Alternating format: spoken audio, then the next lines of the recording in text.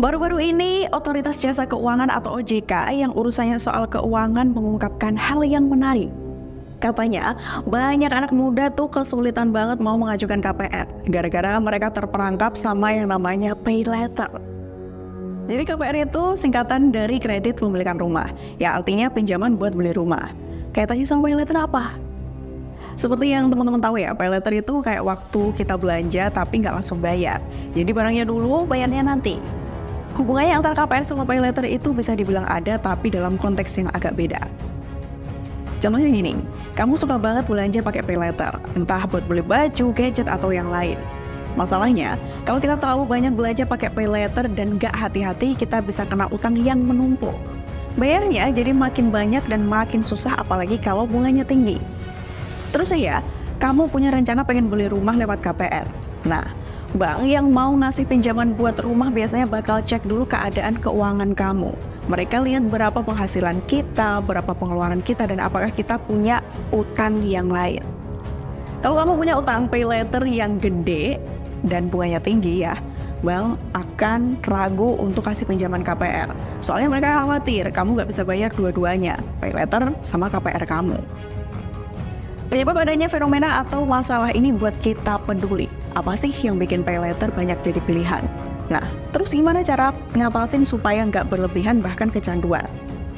Tonton video ini sampai habis supaya kamu dapat informasinya secara utuh.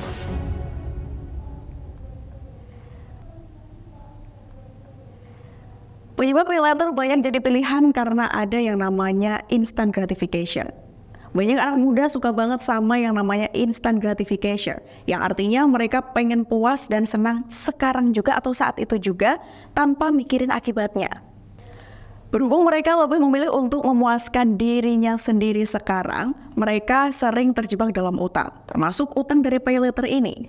Jadi ketika mereka pengen beli rumah pakai KPR, yang notabene ini keputusan finansial yang besar, mereka jadi kesulitan. Kenapa? Karena mereka udah terjebak dengan utang dari pembelian-pembelian kecil sebelumnya, yang pada awalnya kelihatan remeh. Terus penyebab lainnya, karena media sosial. Bayangin aja, kamu lagi scroll Instagram atau TikTok, terus lihat teman-temanmu lagi jalan-jalan ke tempat keren, beli gadget baru, atau gaya hidup mewah lainnya.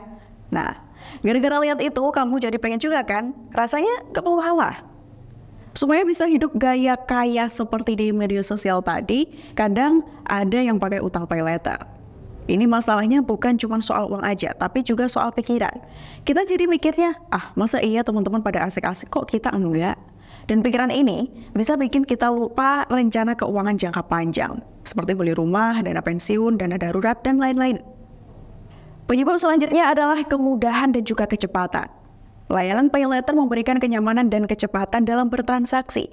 Orang nggak perlu bawa uang tunai atau kartu kredit fisik. Cukup dengan beberapa klik di aplikasi, transaksi bisa selesai. Apalagi kalau ditambah diskon. Waduh, banyak layanan pay letter bekerja sama dengan berbagai toko dan merchant yang menawarkan promosi, diskon, atau cashback bagi pengguna pay letter. Tentu ini bisa menjadi daya tarik bagi orang untuk menggunakan layanan tersebut. Ketidaksiapan keuangan juga bisa jadi penyebab. Orang mungkin tidak memiliki cukup dana tunai pada saat bertransaksi. Namun, ia optimis akan memiliki cukup uang untuk membayar tagihan pay letter sebelum jatuh tempo. Misal nih, di toko oren, lihat ada tas mahal, nah karena diskon gede, maksain buat beli tas itu. Padahal meskipun udah diskon, sebenarnya uang kita tuh nggak cukup. Jadi mikirnya, ya udah pay letter aja lah dulu, lunasin pas gajian. Nah, ini bisa menjadi pandangan yang agak resikonya tinggi jika tidak dikelola dengan baik.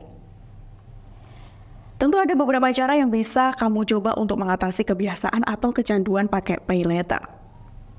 Pertama, coba deh kamu ngecek apa sih yang bikin kamu kepincut pakai pay letter terus. Apa karena diskonnya atau pengen tampil keren pakai barang-barang baru. Nah, dengan ngerti alasannya, kamu bisa lebih peduli kalau lagi tergoda buat belanja tanpa perlu. Kedua, rencana keuangan. Nah, rencana keuangan itu penting banget. Aku tahu kadang bikin rencana itu terdengar kayak ribet ya, tapi sebenarnya gak juga kok. Bayangin aja, kayak lagi main game. Kalau kita punya tujuan jelas, kayak naik level tertentu atau dapetin barang keren, kita pasti bakal fokus buat dapetin tujuan kita. Iya kan? Ini sama aja kayak rencana keuangan. Kita harus tahu apa yang ingin kita capai. Misalnya beli rumah atau nabung buat masa depan. Dengan rencana yang jelas, kita bisa lebih hemat dan gak gampang tergoda buat beli barang yang sebenarnya gak terlalu perlu. Dengan punya rencana keuangan, kita juga bisa lebih atur pengeluaran kita. Jadi nggak akan keluar duit seenaknya aja dan akhirnya kaget pas harus bayar utang. Terutama kalau udah kena bayar utang dan pay later. Kan bisa jadi beban yang berat kalau nggak direncanain dengan baik. Mendingan kita punya duit itu belajar untuk investasi, nabung, atau urusan yang lebih penting daripada buat bayar bunga utang. Ketiga, coba batasi penggunaan pay later kamu. Misal kamu cuma pakai buat keperluan mendesak atau yang emang penting banget. Jadi kalau ada barang yang nggak terlalu butuh, kamu bisa mikir lagi sebelum pakai pay later. Lanjut, kalau kamu merasa susah mengendalikan diri, kamu bisa coba hapus aplikasi pay later dari ponsel. Dengan begitu, kamu nggak bakal tergoda buat belanja.